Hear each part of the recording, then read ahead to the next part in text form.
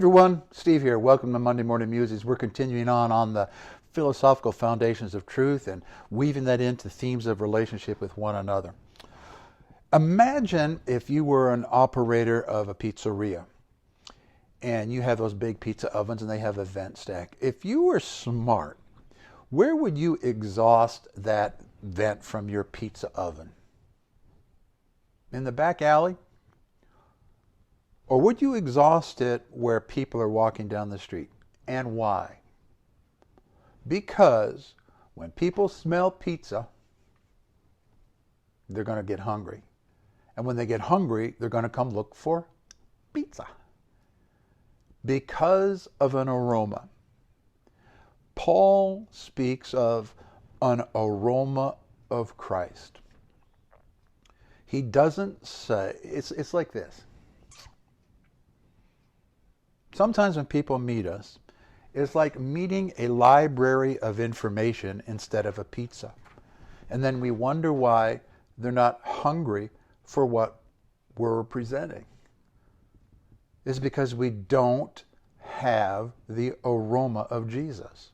The aroma of Jesus comes primarily through the outworking of the disciplines of the cross. Here's a thought.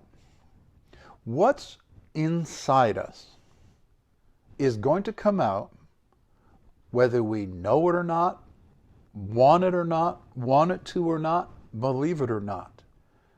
Whatever aroma is in there is going to come out. Frankly, is coming out.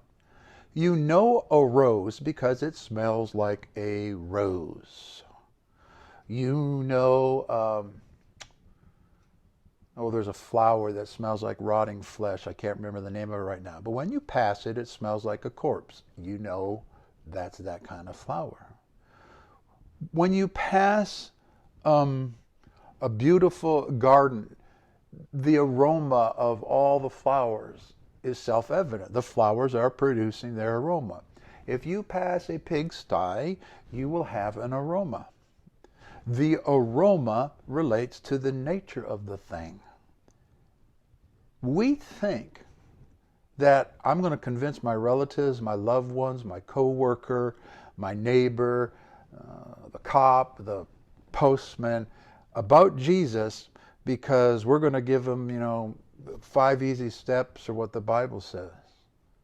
The issue is aroma. Now I'm going to say something that's going to sound like boasting, and if you knew my life in detail, you would know I'm not boasting.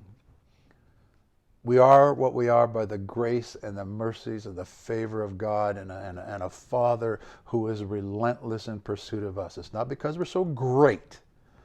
It includes me. But one of the kindest things people have said to me, Steve, you are not like the last Christian I met. Now, what does that mean? First of all, it's an unfortunate and painful comment. But probably that last Christian was a Bible thumper with no aroma. I had a job where my predecessor was a pastor, and he actually got fired. So I come and take his place, and they find out that I'm, an ex-preacher and all that, and in their mind, all they have is the guy that got fired. Why did that guy get fired? Because he wouldn't do his job. He wouldn't shut his evangelical yapper. And everybody was a project for his evangelical anxieties.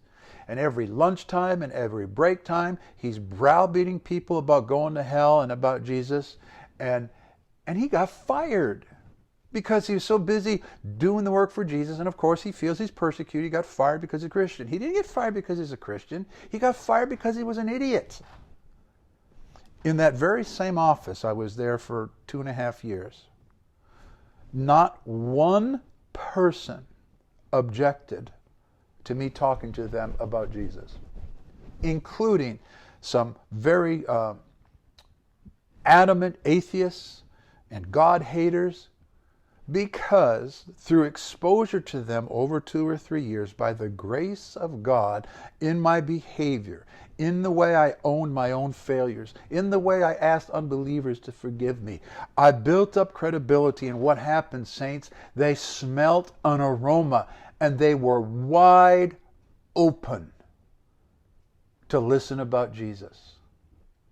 And I didn't have to, get my chick tract out or get my Bible out at break time or beat him over the head. They wanted to hear about Jesus and their kingdom. So, let's understand that our aroma is part of the truth equation when it comes to the things of the kingdom.